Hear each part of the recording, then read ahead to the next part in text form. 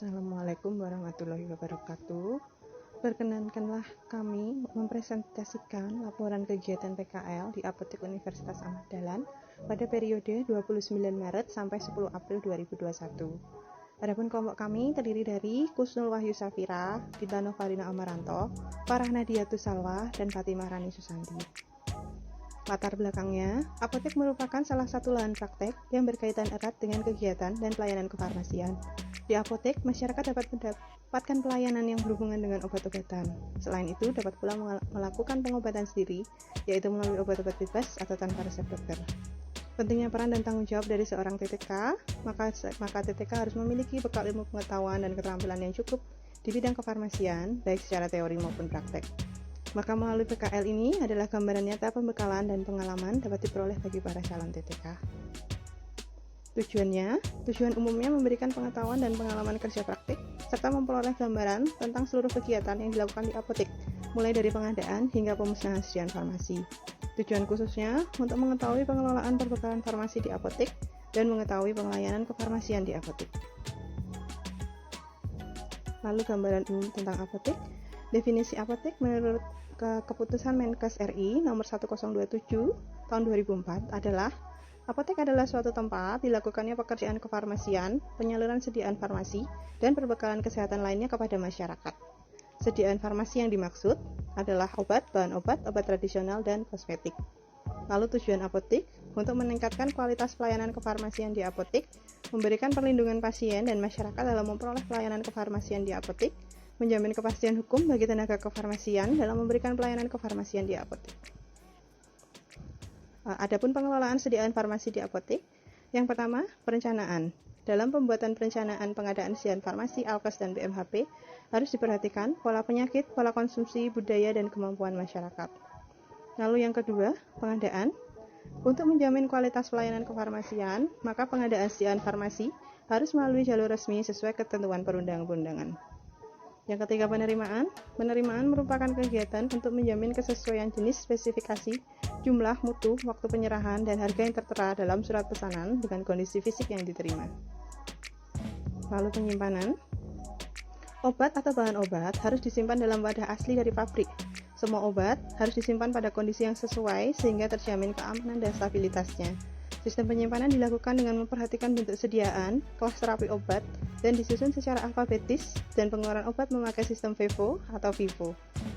Pemusnahan, obat kadaluarsa atau rusak harus dimusnahkan sesuai dengan jenis dan bentuk sediaan. Pemusnahan obat kadaluarsa atau rusak yang mengandung narkotika atau psikotropika dilakukan oleh apoteker dan disaksikan oleh Dinkes Kabupaten Kota. Untuk pemusnahan resep yang telah disimpan melebihi jangka waktu 5 tahun dilakukan oleh apoteker dan disaksikan sekurang-kurangnya oleh petugas lain di apotek dengan cara dibakar atau cara pemusnahan lain. Untuk pengendalian dilakukan untuk mempertahankan jenis dan jumlah persediaan sesuai kebutuhan pelayanan, untuk menghindari terjadinya kelebihan, kekurangan, kekosongan, kerusakan, kadaluarsa, kehilangan, serta pengembalian pesanan. Lalu nomor 7, pencatatan dan pelaporan.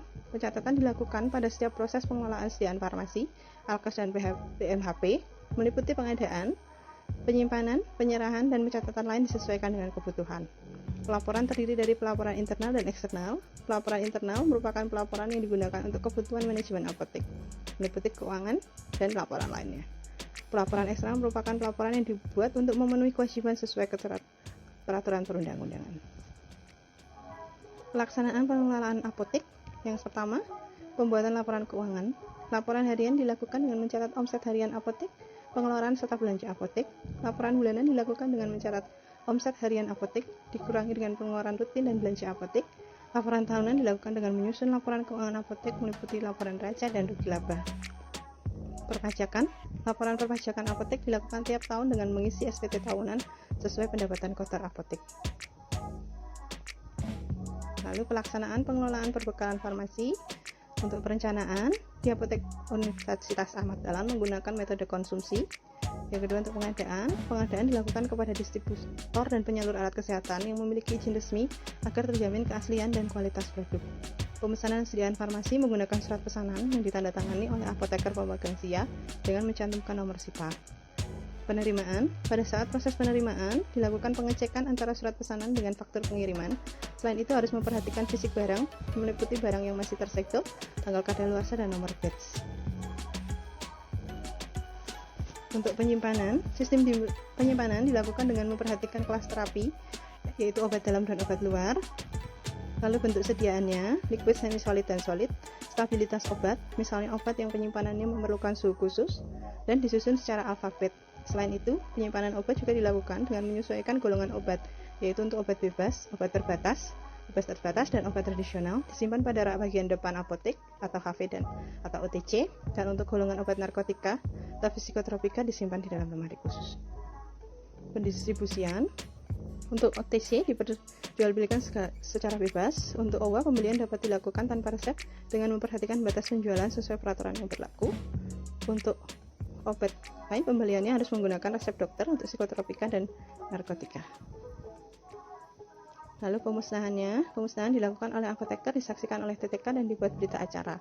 Lalu pemusnahan obat dilakukan dengan melepas obat dari kemasan dan mengubah bentuk aslinya lalu ditanam.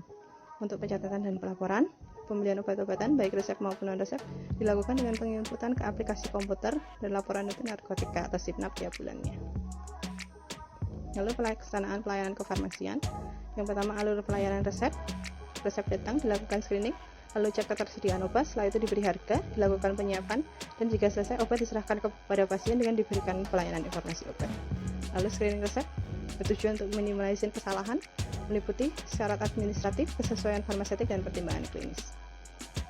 Lalu penyiapan peracikan dan pengemasan. Penyiapan obat harus sesuai dengan resep. Pengambilan obat dilakukan pada rak obat, harus dipastikan nama obat dan dosis obatnya. Lalu pengambilan obat pada rak obat ditulis pada kartu stok. Peracikan obat, menyiapkan obat, menimbang, mencampur, mengemas, dan memberikan etiket pada obat. Pengemasan obat adalah proses melindungi obat dari pengaruh luar. Pengemasan obat sangat penting untuk menjamin mutu obat. Pembuatan etiket dan salinan resep.